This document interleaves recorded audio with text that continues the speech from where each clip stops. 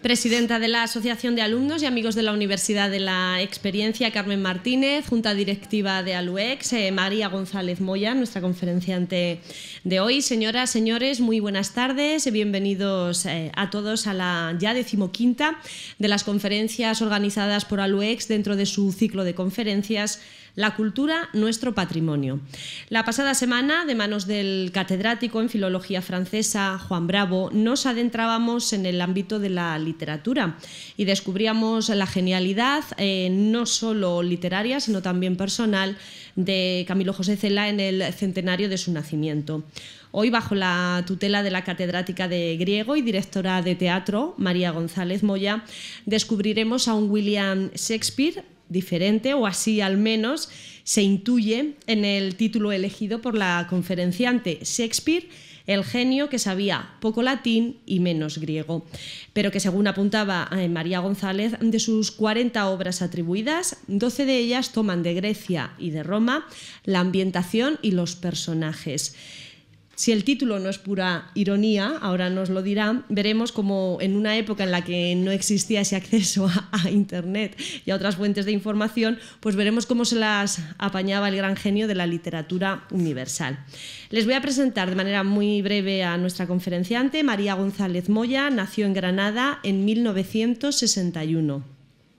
Es catedrática de griego y ejerce actualmente como profesora en el Instituto de Educación Secundaria Diego de Siloé de Albacete. Entre 1987 y 1989 forma parte como actriz de la compañía albacetense Cómicos. En 1995 funda la compañía de teatro greco-latino Adinatón, compuesta por jóvenes estudiantes, con la que lleva a escenarios como el de Mérida, Itálica o Segóbriga diversas obras de dramaturgos griegos.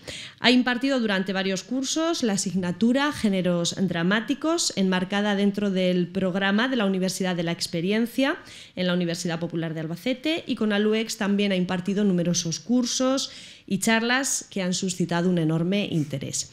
Bien, y antes de dejarles con María González, sí que les quiero comentar que la Asociación ALUEX ha organizado un viaje al Bonillo. Será el 3 de marzo. Hay 50 plazas, pueden apuntarse a este viaje todos los socios de ALUEX, además de un acompañante. El precio es de 20 euros, incluye comida, una visita turística por la mañana a la localidad, también una visita por la tarde a una bodega. Y quien desee más información, pues bueno, ya saben que aquí está la Junta Directiva de ALUEX, les pueden preguntar, y si no, pues los martes y jueves por la mañana en la biblioteca ya saben que allí están y les pueden hacer cualquier tipo de consulta sobre este y otros temas. También pueden apuntarse a la asociación allí. Bien, pues con María González, con William Shakespeare les dejo, así que María, arriba el telón. Buenas tardes. Yo quiero comenzar dando las gracias a todas las instituciones que han hecho posible que hoy estemos aquí reunidos. ¿Me oyen bien? Sí. Y sobre todo quiero dar las gracias a las personas. Quiero dar las gracias a María José, que ha tenido mucha paciencia conmigo. Ella sabe mejor que nadie lo reticente y lo poco que me gusta hablar de papeles y de fotos. Quiero dar las gracias a Elvira, de ALUEX, que se ha tomado muchas molestias porque todo esto salga bien. Quiero dar las gracias a Manolo y a Carmen Rosa, porque tomarse un café con ellos es una lección de vida, ya de por sí. Y quiero dar las gracias a todos vosotros como público, pero muy especialmente a los alumnos de la Universidad de la Experiencia, de los que he aprendido mucho, muchísimo durante estos últimos años. En el letrero que anuncia esta conferencia hay un pequeño error. Si se han fijado, aparece el nombre de Shakespeare con una S al final. Yo, que tengo un ramalazo freudiano del que no logro reponerme, pienso que nuestros errores y nuestras equivocaciones no son gratuitas, no son inmotivadas. Porque, efectivamente, ¿cuántos Shakespeare podemos encontrar? Según seleccionemos su obra de una manera o de otra, podremos deducir que era de talante cortesano, cerebral, metafísico, melancólico, maquiavélico, neurótico, banal, amable, romántico. Si solo nos hubieran llegado sus comedias, pensaríamos que se trataba de un individuo frívolo. Si no conociéramos más que los sonetos, lo tendríamos por alguien entregado a las más oscuras pasiones. Shakespeare era, desde luego, todas esas cosas, como autor. Lo que no sabemos es qué clase de persona era. De alguna manera extraña, Shakespeare ha pasado a convertirse, más que en una figura histórica, en una obsesión académica. El título de esta charla arranca de un comentario de Ben Jonson, dramaturgo y amigo de William Shakespeare, en el que se refiere a su escaso latín y aún menos griego. La frase con la que Ben Jonson califica los conocimientos de Shakespeare sobre las lenguas clásicas debería tomarse no como un juicio absoluto, sino como una apreciación relativa.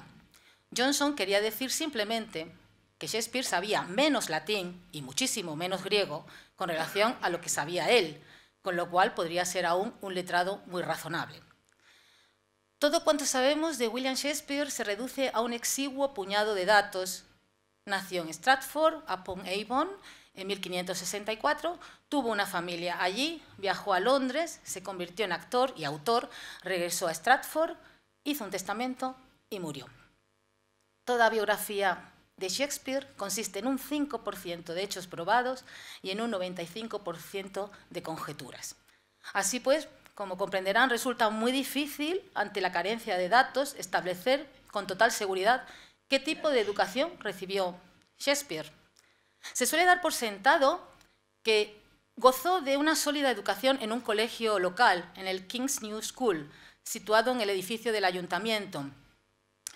Es probable que así haya sido, sin embargo no podemos afirmarlo con certeza, pues el archivo del colegio se perdió hace mucho. Lo que sí se sabe es que el colegio estaba a disposición de todos los muchachos locales, siempre que pudieran leer y escribir, y está claro que William Shakespeare podía. El King's tenía un nivel superior a la media y estaba financiado por el municipio. ¡Viva la escuela pública! Los 3 directores que tuvo el colegio durante la vida académica de William Shakespeare habían estudiado en Oxford, otro signo de distinción. ¿Cómo era la vida escolar de estos niños en la época isabelina? La vida escolar empezaba a los 7 años y duraba unos 7 u 8 años más. La jornada era larga y escrupulosamente tediosa. Los alumnos se sentaban sobre bancos de madera durante 6 días a la semana, desde las 6 de la mañana hasta las 5 o las 6 de la tarde, con 2 únicas breves pausas intermedias. Lejos de tener poco latín y aún menos griego, como Ben Jonson célebremente le objetó, Shakespeare conocía a fondo esa lengua, sobre todo el latín, pues la vida de un escolar consistía sobre todo en leer, escribir y recitar en latín, y a menudo de la manera más repetitiva. Por ejemplo, uno de los textos básicos de gramática enseñaba 150 variantes latinas de la frase «gracias por su carta». Podríamos afirmar, sin miedo a equivocarnos, que cualquier escolar de esta época habría recibido una formación básica en retórica y literatura latinas mejor que la mayoría de los licenciados en lengua clásica de hoy en día, incluida yo. Eso sí, poco más recibían. Lo que Shakespeare sabía de matemáticas, historia o geografía es improbable que lo aprendiera en el colegio. Sin embargo, su vocabulario demuestra un interés poco corriente en medicina, derecho, cuestiones militares e historia natural. Menciona, por poner 2 ejemplos significativos, 180 plantas y emplea 200 términos legales, aunque en otros campos sus conocimientos no destacan por encima de la media. Estos datos han alimentado esa necesidad un poco insana de atribuir su obra a otros autores, en la idea de que un hombre dotado con una educación provinciana no podía ser el autor, el responsable de una obra tan brillante, pero he intentado demostrar que su educación no fue en absoluto deficiente y el resto se le debe a su genialidad, porque los genios también existen. Es cierto que también un análisis minucioso revela errores en la obra de Shakespeare. Por ejemplo, era propenso, perdonadme la pedantería, a los anatropismos, es decir, los disparates geográficos, sobre todo en Italia, donde transcurren tantas obras suyas. También abundan en sus obras los anacronismos. Por ejemplo, pone a los antiguos egipcios a jugar al billar. Introduce el reloj en la Roma de César, 1400 años antes de que se oyera allí el primer tic-tac mecánico. En Coriolano se habla de Catón 3 siglos antes de que éste naciera, y en plena guerra de Troya, el siglo XIII a.C., se menciona a Aristóteles, que vivió en el siglo IV a.C. Ya fuera por voluntad o por ignorancia, él mostraba cuando le convenía una asombrosa despreocupación por la realidad de los hechos. Y es que el genio de Shakespeare no se centraba en los hechos, sino en la ambición, la intriga, el amor, el sufrimiento, ese tipo de cosas que nos enseñan en la escuela. Poseía una inteligencia asimilativa que le permitía reunir un montón de fragmentos de saber dispersos y un talento natural para rentabilizarlos dramáticamente. Lo que distingue a Shakespeare del resto de autores de su época es su habilidad para iluminar los afanes del alma. Pero lo que en verdad caracteriza su obra es la percepción que transmite al lector o al espectador del poder traspasador, impregnador de la palabra. Y lo que se evidencia a través de toda su producción literaria es que Shakespeare amaba las lenguas griega y latina. Guardó en su memoria todo lo que había aprendido en la escuela y a lo largo de su vida empleó todo ello, lo que recordaba y lo que había adquirido en sus lecturas. Pero además tuvo el talento suficiente para explotarlo estéticamente en la confección de imágenes y de argumentos. Como ha comentado María José, prueba de la influencia del mundo clásico en su producción teatral es el hecho de que de las 40 obras que se le atribuyen, 6 traten de la historia de Roma, el rapto de Lucrecia, Julio César, Antonio Cleopatra y Coriolano, ambientadas en la época de la República, Cimbelino y Tito Andrónico, en la época del Imperio, y 6 transcurran en un ambiente griego. La Comedia de los Errores, que es adaptación de una obra de Plauto, el comediógrafo latino, Timón de Atenas, donde se recrea la figura del misántropo a partir de un autor griego.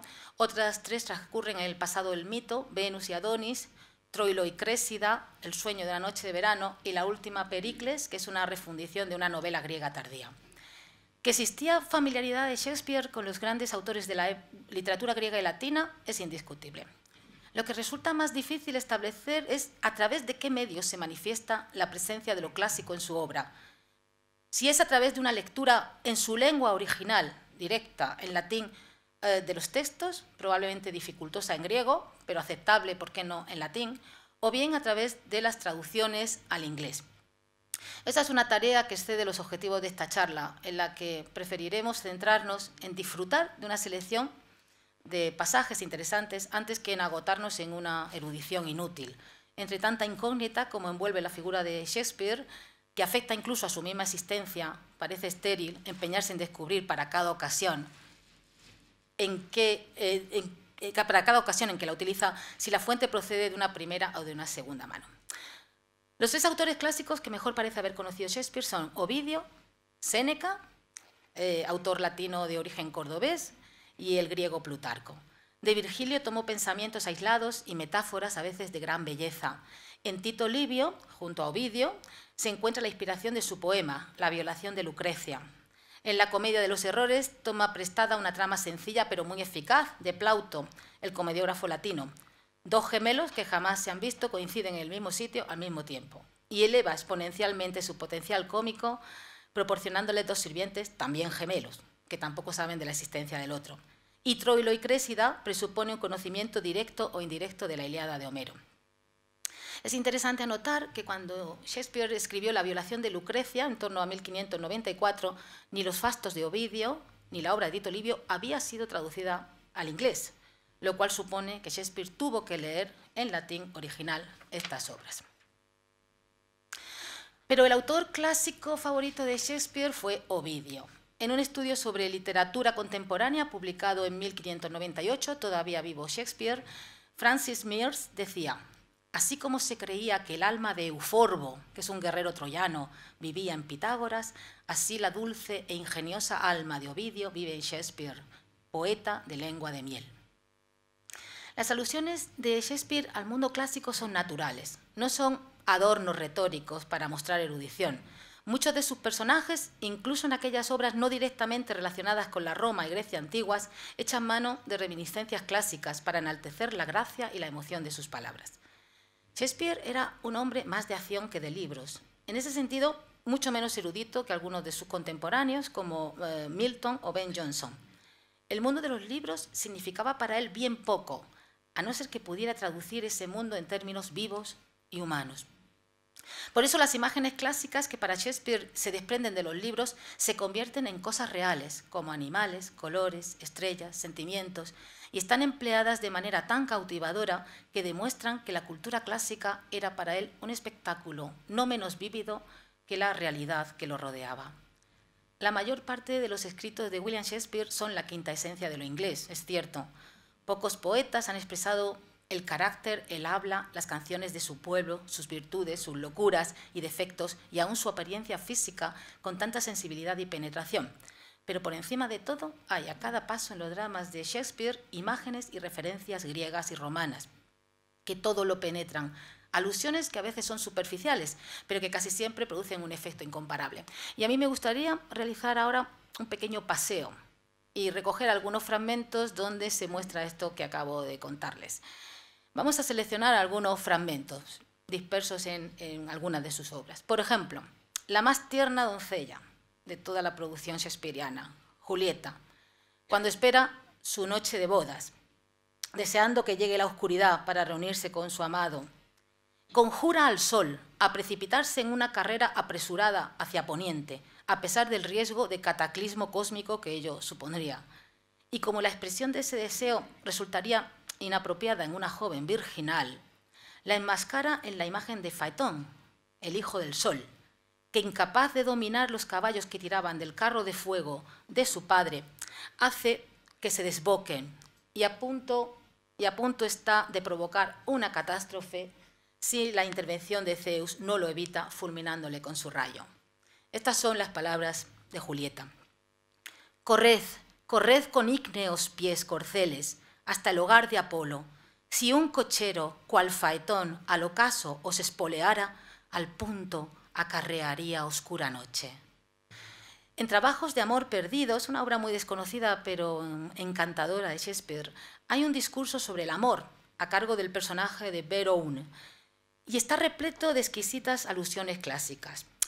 He recogido alguna que se refiere a las mujeres de las que los protagonistas han jurado apartarse para dedicarse a una vida de retiro y estudio. Creo que son unas palabras que nos reconcilian con tantos años de misoginia. Y dice así uno de los personajes: ellas custodian siempre el fuego de Prometeo. Ellas son los libros, las artes y academias que muestran, contienen y nutren al mundo. Y en esa misma obra hay una reflexión sobre el amor. El tacto del amor es más suave y más sensible que los blandos cuernos de los caracoles. Su gusto hace grosero el paladar de Baco. Y en valentía, ¿no es amor un Hércules, siempre trepando árboles de las Hespérides? Es artero cual la esfinge, dulce y melodioso, como la lira que Apolo encordó con su pelo. Cuando habla amor, las voces del Olimpo embriagan al cielo de armonía. Otra obra muy conocida por todos nosotros, El sueño de una noche de verano. Hay un elemento muy importante en esta obra y es esa flor cuyo jugo, aplicado sobre los ojos de un durmiente, lo incitan a enamorarse de la primera persona que ven cuando despiertan. Esa misteriosa flor adquiere sus propiedades mágicas cuando una flecha de Cupido es desviada por la diosa Artemis o Diana, identificada con la luna. Dice Oberón, el rey de las hadas: aquella vez yo vi, tú no podías, volando entre la fría luna y la tierra, a Cupido todo armado. Apuntó bien a una hermosa virgen que reinaba en Occidente y disparó con energía su amoroso dardo, cual si fuera a atravesar 100.000 corazones. Mas yo vi que los castos rayos de la luna detenían la fogosa flecha de Cupido y que la regia vestal seguía caminando con sus puros pensamientos, libre de amores. Observé en dónde caía el dardo. Cayó sobre una florecilla de Occidente, antes blanca, ahora púrpura por la herida del amor. Las muchachas la llaman suspiro. Tráeme esa flor. Una vez te la enseñé. Si se aplica su jugo sobre párpados dormidos, el hombre o la mujer se enamoran locamente del primer ser vivo al que se encuentran. Y todos sabemos las consecuencias que tiene el uso que Puck Robin hace de esta florecilla. También en El sueño de una noche de verano hay muchas referencias al mundo clásico. Yo he recogido una de Helena. Helena está perdidamente enamorada de Demetrio, que la rechaza de manera sistemática. Y entonces ella va a mencionar una fábula, la fábula de Apolo y Dafne, pero con un sentido totalmente invertido. Apolo intenta seducir a la ninfa Dafne. Ella rehúye su abrazo y en el momento en el que Apolo va a alcanzarla, Dafne suplica a los dioses que la liberen de este acoso. Y a los dioses no se les ocurre otra estrategia más humanitaria que convertirla en un laurel. Ya veis las extremidades de Dafne, cómo se empiezan a convertir en hojas de laurel en esta escultura de Bernini. Pues dice Helena, es Helena la que persigue: ni la más cruel tiene tu corazón. Corre si quieres, se invertirá la historia, huirá a Apolo y Dafne le dará caza. En una de las tragedias shakespearianas más sangrientas, Tito Andrónico, la hija de este, Lavinia, es violada y sus atacantes además le cortan la lengua y le amputan las manos. Lavinia, con los muñones ensangrentados, le muestra a su padre el pasaje de las Metamorfosis de Ovidio, donde se relata el episodio de Filomela, que ahora les comentaré, y luego escribe en la arena, con un palo sostenido por su boca y guiado por sus muñones, los nombres de sus torturadores. Filomela y Progne eran dos hermanas. Progne estaba casada con Tereo y tenían ambos, Progne y Tereo, un hijo, el pequeño Itis. Tereo concibe un deseo irreprimible por su cuñada Filomela, la viola, y para evitar que le comunique a su hermana Progne lo que ha ocurrido, la encierra en una habitación, pero antes le corta la lengua para evitar que pueda hablar. Lo único que puede hacer Filomela en su encierro es bordar, y en un tapiz borda la historia de su violación. Consigue que ese tapiz llegue a las manos de su hermana Progne. Cuando Progne despliega la tela, ve la historia, se entera de lo que ha pasado, decide vengarse de su marido. Con la ayuda de Filomela, matan al pequeño Itis, se lo sirven a su marido, y cuando él pregunta ¿dónde está mi hijo?, Progne exclama satisfecha: tienes dentro de ti a quien reclamas, y le enseña la cabeza y los piececitos del bebé. Ya sé que todo esto suena muy salvaje, pero yo les aseguro que si leemos los periódicos nos encontraremos escenas de este tipo o similares. Tereo, cuando descubre esta terrible acción, comienza a perseguir a las dos hermanas, y los dioses, para poner fin a esta acción bestial, convierten a Tereo en un pájaro, la bubilla, convierten a Filomela en un ruiseñor y a Progne en una golondrina. Así que, efectivamente, tiene mucho sentido esta escena en el Tito Andrónico, cuando Lavinia le señala a su padre el episodio de la violación de Filomela en un ejemplar de las Metamorfosis de Ovidio, y dice Tito: «Callaos, tan atenta pasa las páginas. Ayudadle, ¿qué quiere encontrar?» «Lavinia, ¿quieres que lea? Es la trágica historia de Filomela y trata de la traición de Tereo y su violación». Coriolano, otro personaje que da título además a una de las tragedias más significativas de William Shakespeare. Coriolano es un altivo general romano, un patricio arrogante que se niega a aceptar el avance en la consecución de sus derechos de los plebeyos, a los que considera una chusma despreciable. En consecuencia, se pasa al bando de los enemigos y vuelve las armas contra su propia ciudad. Solo la presencia de su madre, Volumnia, reprochándole su traición, impedirá que Coriolano destruya Roma, aunque ello suponga la muerte del general. Así define uno de los personajes el talante de Coriolano. Su naturaleza es demasiado noble para el mundo. No adularía a Neptuno por su tridente o a Júpiter por su poder atronador. Tiene el corazón en los labios. Y Coriolano se dirige a su madre para animarla en un momento en el que ella siente la vergüenza terrible de haber parido un traidor para Roma. Él le dice: «Vamos, madre, recobrad esa alma que os hacía decir que si hubieseis sido la mujer de Hércules, habríais hecho 6 de sus trabajos y ahorrado a vuestro esposo esa cantidad de sudores. En Troilo y Crésida, que es una comedia extraña situada o que tiene lugar durante la guerra de Troya, hay un personaje muy peculiar que es Tersites, que aparece en la Ilíada de Homero y que arremete contra Áyax, uno de los héroes griegos, y le dice: tú gruñes y te metes con Aquiles sin parar y le tienes tanta envidia a su grandeza como Cerbero a la belleza de Perséfone, por eso le ladras. Cerbero es el perro que guarda la entrada y la salida del Hades, el perro de 3 cabezas. El can Cerbero, un buen guardián para la puerta del Hades y para una portería en un campo de fútbol. En cuanto al lenguaje, es evidente que Shakespeare emplea directamente pocos términos griegos. Por ejemplo, kakodaimon, que significa desgraciado, en Ricardo III, o anthropófagoi, en Otelo, o misántropos en Timón de Atenas. Utiliza también palabras y frases latinas, pero no con tanta soltura como muchos de sus coetáneos, aunque es cierto que cuando asesinan a César, eso sí aparece en latín, la frase típica que identificamos con la traición, et tu brute, tú también, bruto.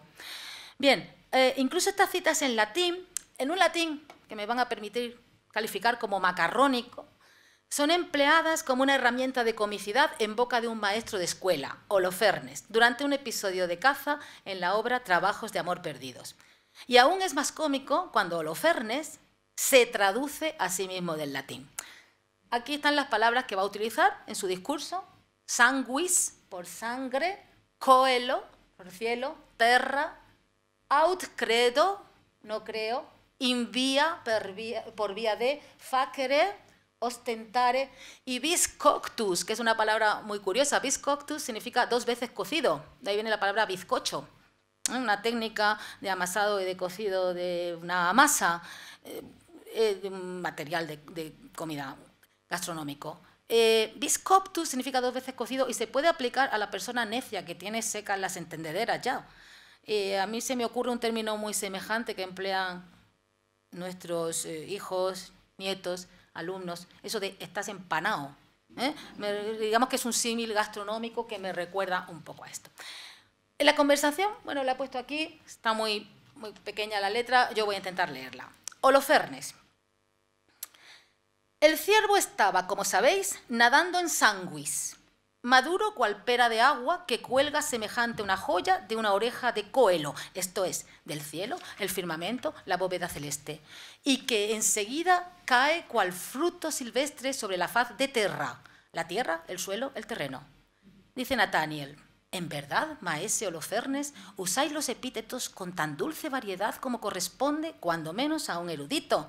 Mas os aseguro, señor, que era un ciervo de primera leche.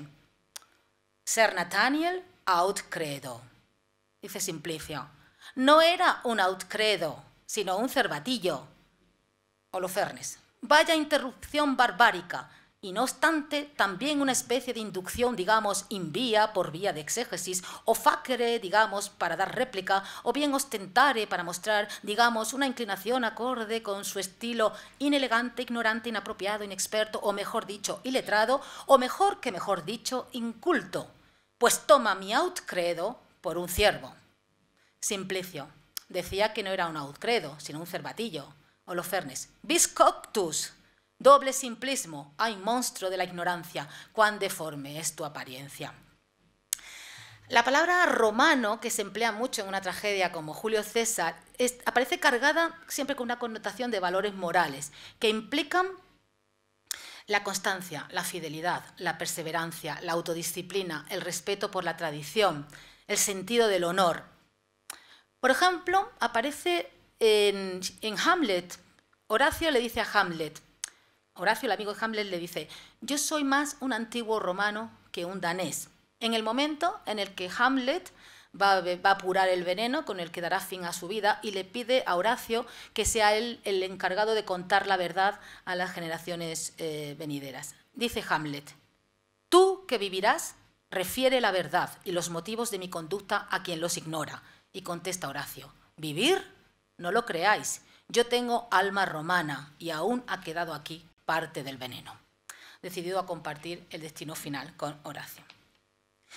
La aportación de la mitología a historia grecorromana también se muestra en los temas que Shakespeare selecciona como tramas principales o secundarias del argumento de algunas de sus obras. Por ejemplo, la leyenda de Píramo y Tisbe, tal y como la narra Ovidio en las Metamorfosis. Se la cuento. Dos jóvenes vecinos cuyo amor está prohibido. Esto empieza a sonar ya, ¿no? Y está prohibido por sus respectivas familias. Y solo pueden comunicarse a través de una grieta en el muro. El muro medianero que separa ambas casas. Decididos a huir juntos, esto también nos suena, quedan en el claro del bosque, junto a un árbol de moras, junto a una morera. Tisbe, la muchacha que llega antes, se ve sorprendida por la presencia de un león que tiene entre sus fauces la presa que está devorando. Huye aterrorizada y en su huida deja caer el velo con el que juguetea el león hasta ensangrentarlo. Cuando aparece Píramo, el amado, ve al león y el velo de Tisbe, teme lo peor y con esa certeza saca su puñal y se suicida. La morera se tiñe con su sangre, que es el color natural a partir de ese momento de la mora en su madurez. Tisbe descubre el cuerpo de Píramo y utiliza su puñal para arrebatarse también la vida. Shakespeare se marca una pirueta de ingeniería teatral cuando utiliza este tema en clave de humor como trama secundaria en El sueño de una noche de verano y lo convierte en la trama principal de una tragedia romántica como es Romeo y Julieta. En El sueño de una noche de verano, los artesanos eligen la historia de Píramo y Tisbe para celebrar con su representación las bodas de Teseo, duque de Atenas, con Hipólita, reina de las Amazonas. Para ello se repartirán los papeles que corresponden no solamente a los protagonistas, Píramo y Tisbe, sino también el papel de León, el papel de Luna, el papel de Muro, que los separan. Los personajes, los artesanos, tienen nombres parlantes, nombres cómicos: Membrillo, Flauta, Ajuste, Fondón, Morros, Hambrón. Dice Membrillo: Flauta, tú tienes que hacer de Tisbe. Flauta: ¿quién es Tisbe? ¿Un caballero andante? Membrillo: es la amada de Píramo. Flauta: oye, no me deis un papel de mujer, me está saliendo la barba. Membrillo: no importa, puedes hacerlo con máscara y hablar con voz fina. Ajuste: ¿tienes escrito el papel de León? Si lo tienes, haz el favor de dármelo, que yo aprendo despacio. Membrillo: puedes improvisarlo, solo hay que rugir. Fondón: déjame hacer de León a mí también. Rugiré de tal modo que levantaré el ánimo a cualquiera. Rugiré de tal modo que el duque dirá: que vuelva a rugir, que vuelva a rugir. Fondón: en esta comedia de Píramo y Tisbe hay cosas que no gustarán, no van a gustar. Primera, Píramo desenvaina su espada y se mata. Las damas no pueden soportarlo. ¿Qué me dices?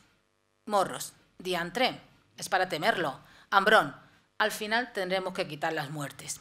Ya existía censura incluso en la época. Este es el momento que aparece aquí en la diapositiva, en el que se representa la aparición del león y la huida de la joven Tisbe. Y lo más interesante son los comentarios que la escena suscita entre los ilustres espectadores. ¡Ruah! Ruge Ajuste, León. Así se ruge, León. Así se corre, Tisbe. Así se brilla, Luna. En verdad la luna brilla con garbo. Buen zamarreo, León. En esto llega Píramo. Sale el león. Lisandro: y al fin se va el león. Y aparece Píramo todo compungido. Gracias, mi luna, por tus rayos de sol. Gracias, gentil luna, por tanto brillar, pues con tu perfecto y claro fulgor a mi fiel amada confío en divisar. Aguarda, oh tormento, mira qué terrible escena. Ojos, ¿lo veis bien? ¿Cómo puede ser? Ah, mi paloma, mi prenda, tu óptimo manto, ¿de sangre manchado? Venid a mí, furias crueles, venid, venid, parcas, cortad hilo y tramas, venced, aplastad, dar muerte. Y Teseo comenta, como espectador: este lamento y la muerte de un amigo querido son como para ponerle a uno triste. Hipólita está de acuerdo y dice: pues por mi alma, que a mí me da pena. Julio César, su asesinato y la posterior venganza es el tema que elige Shakespeare para una de sus más famosas tragedias.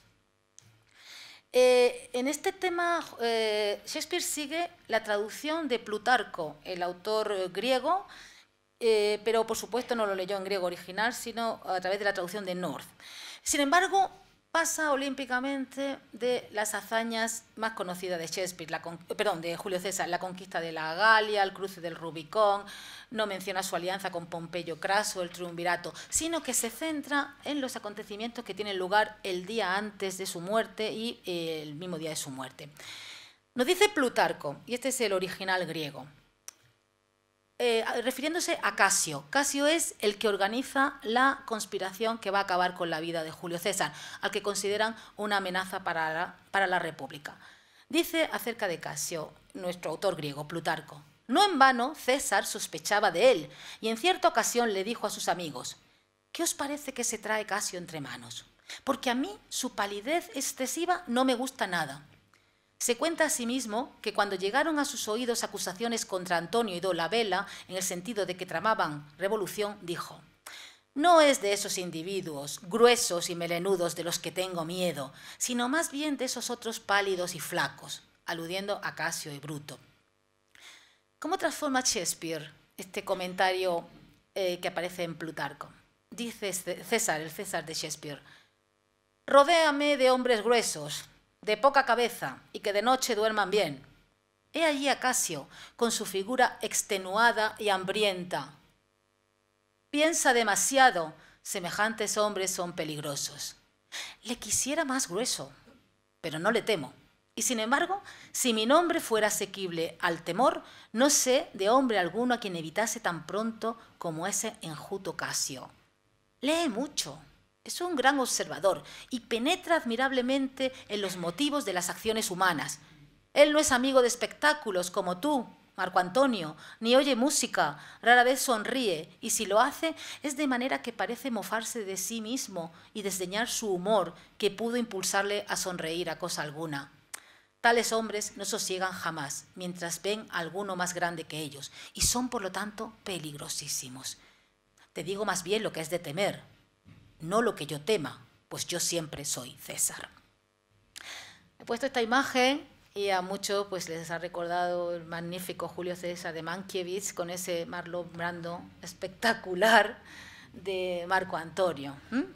También recordamos a James Mason en el papel de Brutus. Pensaba poner un fragmento, pero se iba a alargar ya demasiado esta charla y no quería agotarles.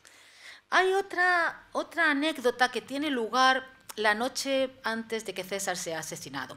Así la cuenta Plutarco, el escritor griego Plutarco del siglo II a.C., en sus Vidas Anónimas. Dice el griego: después se acostó junto a su mujer como de costumbre.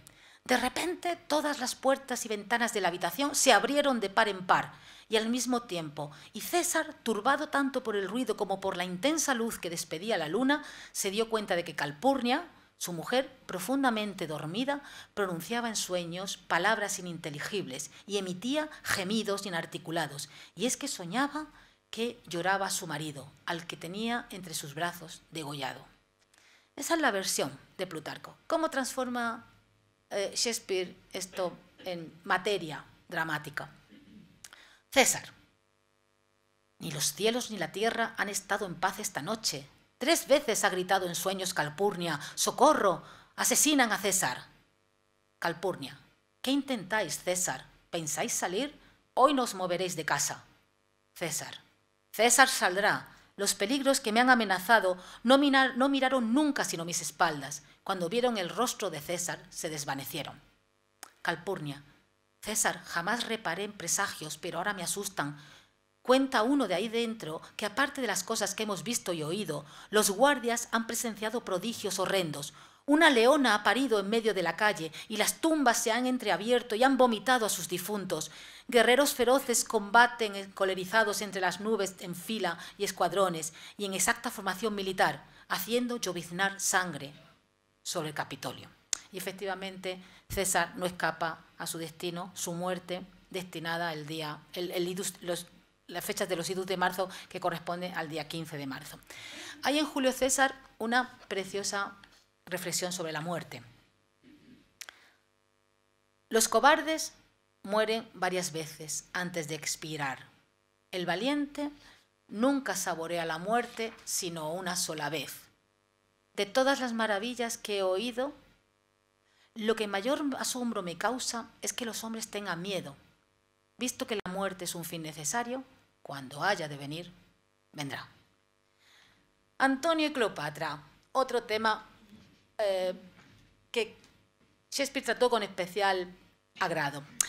Representa la imposibilidad de conciliar las exigencias de los instintos, el deseo que mueve a Marco Antonio hacia la cama y hacia los brazos de Cleopatra, con las exigencias de la razón, que le aconsejan alejarse de esta mujer.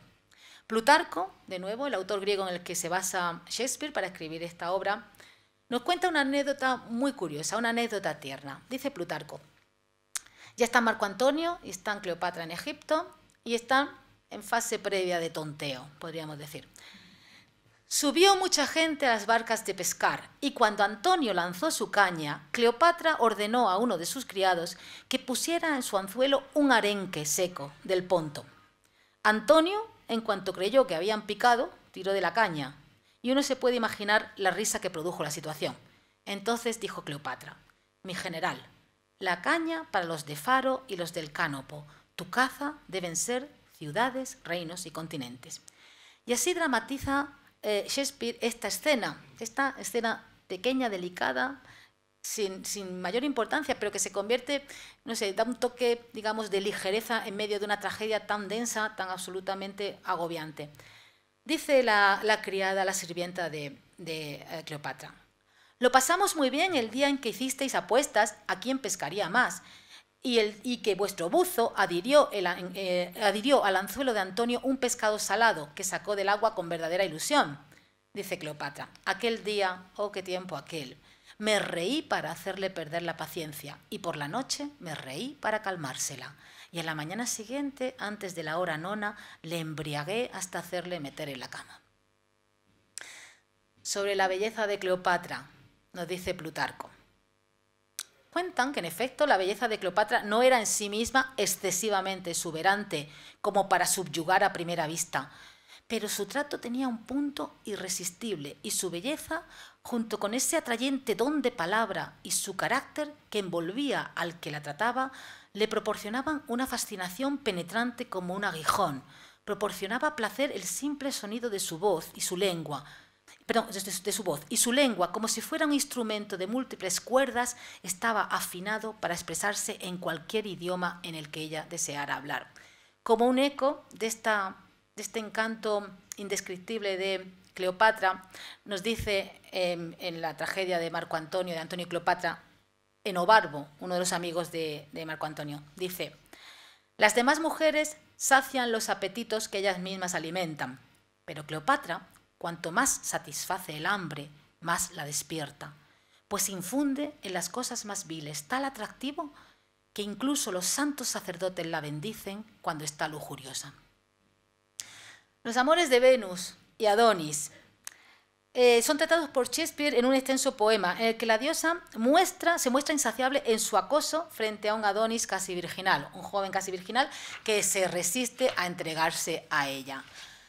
El amor de Venus por Adonis, cuya belleza es tan proverbial que llamamos Adonis a cualquier ser de sexo masculino que realmente lo merece, pues esa belleza despertó los celos de Ares, o Marte, el amante oficial de Venus, que se transforma en un jabalí y en una cacería da muerte a Adonis. Por eso, porque precisamente tiene un comportamiento tan acosador Venus frente a este joven, resultan un poco irónicos estos versos que dicen: amor nunca se sacia, lujuria es insaciable. El amor es verdad, falacia la lujuria. Y en unos 5 o 6 versos describe de una manera brutal la pasión con la que Venus besa a Adonis. Es una pasión zoofílica. Dice: cual un águila hambrienta, punzada por el ayuno, desgarra con su pico plumas, carnes y huesos, y batiendo sus alas devora ávidamente hasta sentirse harta y acabar con su presa. Así Ella besa su frente, su mejilla y su mentón, y allí donde termina vuelve de nuevo al juego. Y al final, Adonis muere en los brazos de Venus. Venus, cuando corre en su auxilio, se pincha con unas rosas blancas que están cerca del cuerpo de su amado Adonis, y la sangre de Venus tiñe esas flores que desde ese momento se convierten en el símbolo de la pasión, las rosas rojas. Y lanza una especie de maldición contra todos aquellos seres humanos que se atreven a amar. Dice: dado que él ya está muerto, he aquí mi profecía. Desde hoy el dolor que acompañe al amor, y que sean los celos para siempre su escolta. Será el comienzo dulce, será el final insípido, y sea alto o bajo, jamás tendrá equilibrio, que no compense el gozo de amar sus dolores. La guerra de Troya. Bueno, la guerra de Troya es el telón de fondo en el que discurre la acción de Troilo y Crésida. Es una historia en la que se mezcla la deslealtad amorosa de Crésida para con el troyano Troilo, el príncipe, hijo del rey Príamo, hermano de Paris y Héctor, y los enfrentamientos de troyanos con griegos, y finalmente la muerte de Héctor a manos de Aquiles. Y es muy interesante esta comedia, no es exactamente una tragedia, porque se produce una desmitificación de los grandes héroes de Troya. Por ejemplo, esa desmitificación está a cargo de Tersites, que es un personaje que aparece efectivamente en la Ilíada. Es un deslenguado y aquí hace un poco el papel de bufón. A los bufones se les permite siempre decir las verdades de la manera más descarnada. Y después de tantos años y siglos de saborear los versos de Homero, este es la descripción que hace Tersites de los grandes héroes que combaten frente a Troya. Dice Tersites: declinaré todo el asunto. Agamenón manda en Aquiles. Aquiles es mi señor. Yo conozco a Patroclo y Patroclo es tonto. Agamenón es tonto. Aquiles es tonto. Tersites es tonto y, como queda dicho, Patroclo es tonto. Y una manera muy paródica de resumir el origen de la guerra de Troya, el secuestro de Helena, arrebatada de brazos de su marido por Paris, conducida a Troya, pues son estos versos de Tersites. Vaya marrullería, vaya trampa, vaya granujería. Todo el conflicto por una puta y un cornudo. ¿Dónde queda nuestro Homero, Enrique? ¿Dónde queda?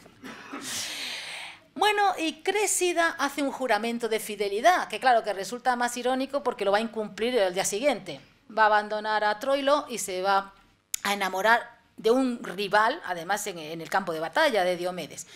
Esta es una fórmula de juramento de fidelidad muy enfática.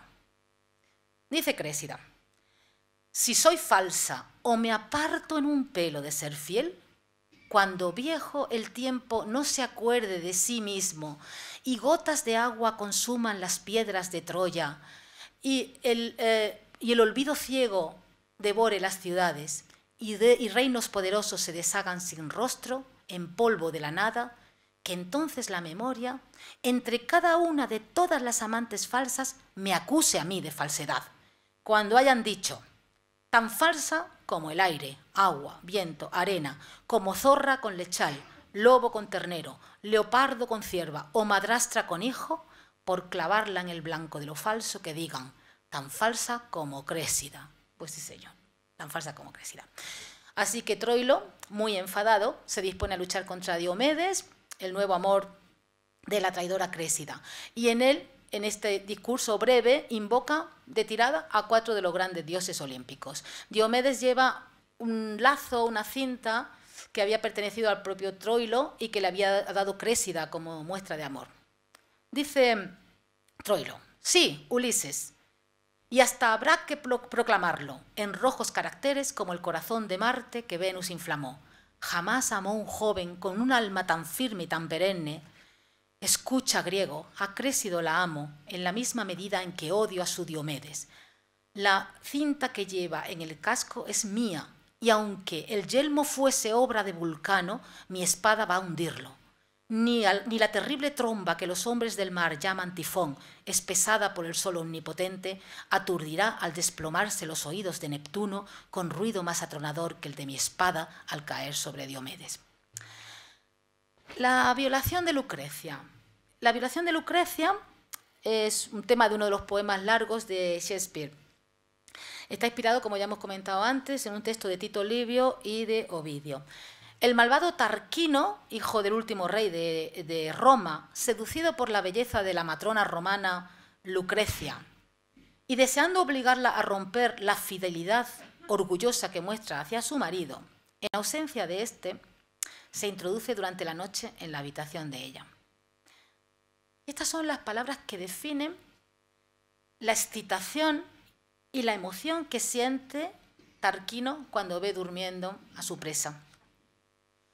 Oh castidad lasciva, apasionada pureza, tal lucía la vida sobre el mapa mortal y la sombría muerte sobre el último aliento.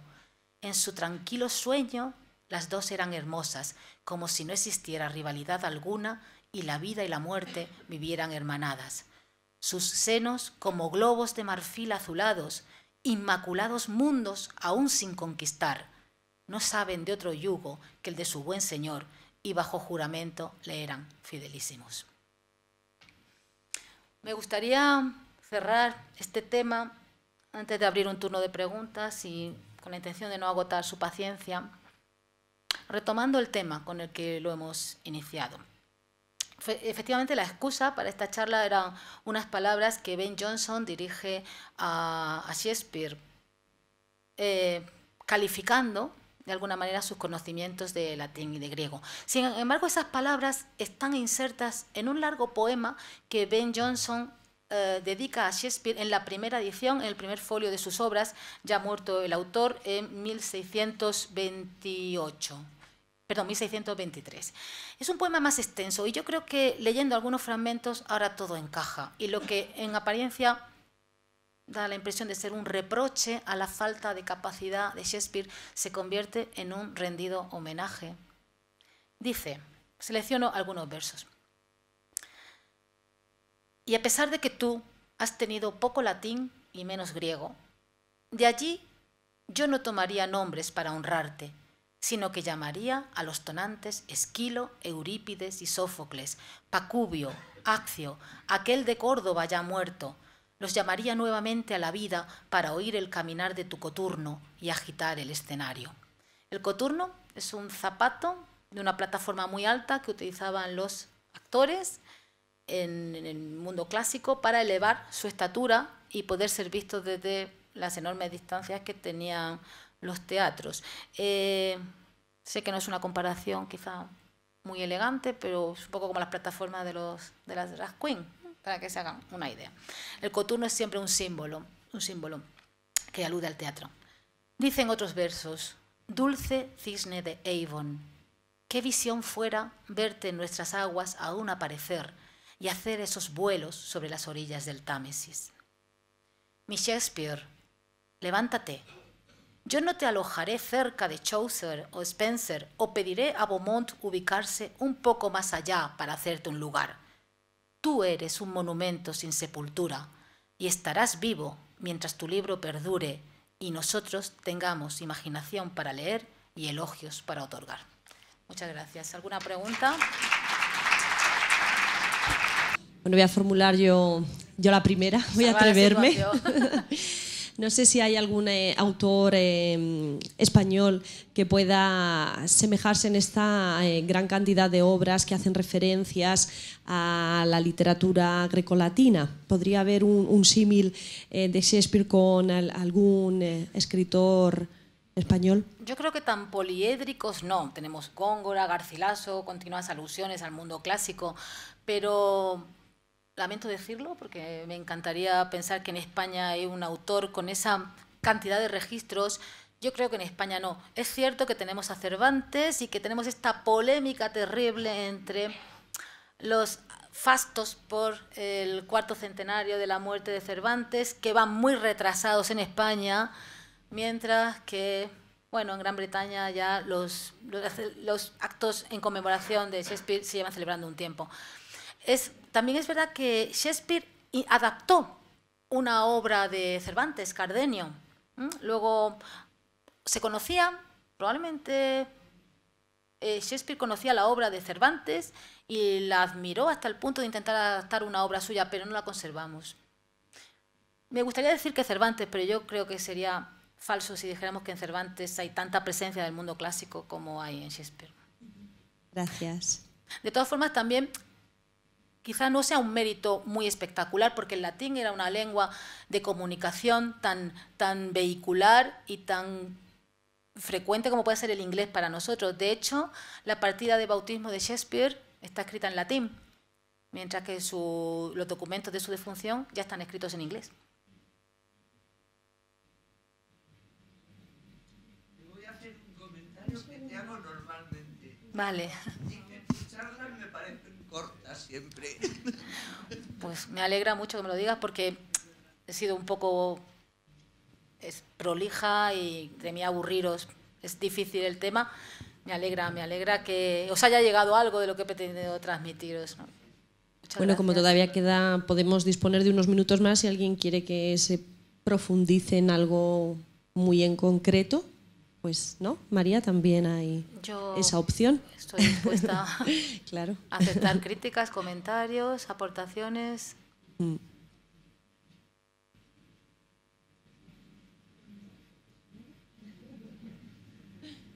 ¿Eso es que el tema ha sido muy duro o...? No sabemos. Sí. Yo creo... Debo decir que todo el polvo que ha llovido en Albacete hoy lo tengo en la garganta, así que quizá mi voz no era la más... Yo creo, María, que como sabes tanto, es cierto, No, que como sabes tanto y además lo cuentas de esa manera tan sencilla, tan directa y que llega tanto, ¿verdad? Tan comunicativa. Ay, gracias. Yo creo que... Es lo mejor que se le puede decir a un profesor o a un conferenciante. No, pero es cierto, yo creo que se han dado por satisfechos.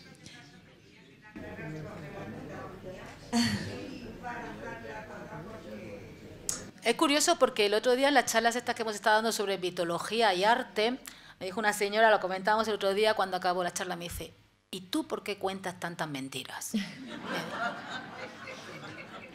Y claro, me dejó sin argumentos, ¿verdad? Lo comentamos el otro día, dije, en realidad, no quiero citar La vida es sueño de Calderón, pero ¿qué es verdad? ¿Qué es la verdad?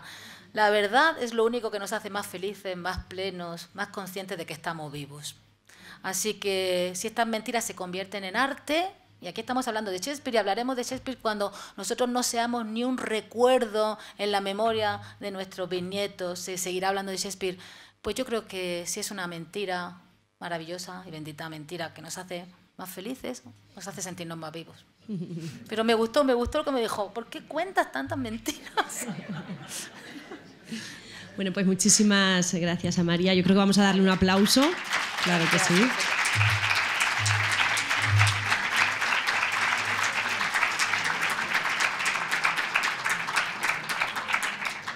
Bueno, y les recuerdo que la próxima conferencia tendrá lugar el 29 de febrero, también a las 6:30 de la tarde, aquí en la Diputación Provincial de Albacete. Y en esta ocasión nos vamos a adentrar en el mundo de la astronomía. Vaya giro, ¿eh? Bueno, con la conferencia Medidas astronómicas de la duración del año, de la mano del astrofísico del Consejo Superior de Investigaciones Científicas y doctor en astrofísica y técnicas espaciales por la Universidad Pierre et Marie Curie, Juan Ramón Pardo. Muchísimas gracias y que disfruten de la tarde.